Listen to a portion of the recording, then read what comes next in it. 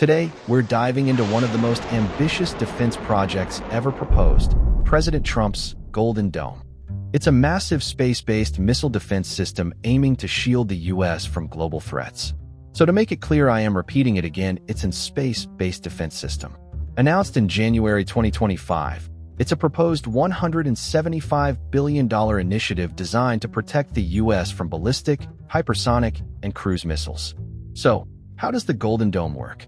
Imagine a blanket of satellites orbiting Earth, hundreds of them. These satellites are armed with infrared sensors, AI-based tracking systems, and even space-based interceptor weapons. The moment a hostile country launches a missile, these satellites detect it within seconds even before it exits the Earth's atmosphere. Then, the system calculates its path, speed, and target using real-time AI prediction models. Once confirmed as a threat, an interceptor satellite springs into action. It fires a kinetic kill vehicle, basically a super-fast projectile, to smash into the missile mid-air, destroying it in space before it can re-enter the atmosphere and cause damage.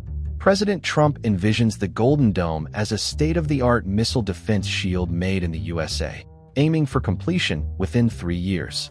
The initiative also draws inspiration from Ronald Reagan's Star Wars defense concept, aiming to leverage modern technology to make space-based missile defense a reality.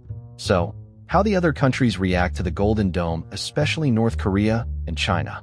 North Korea said, "It's a nuclear war scenario. The U.S. is militarizing space and threatening global stability." That's all for today. You can support our channel by liking, sharing, and subscribing.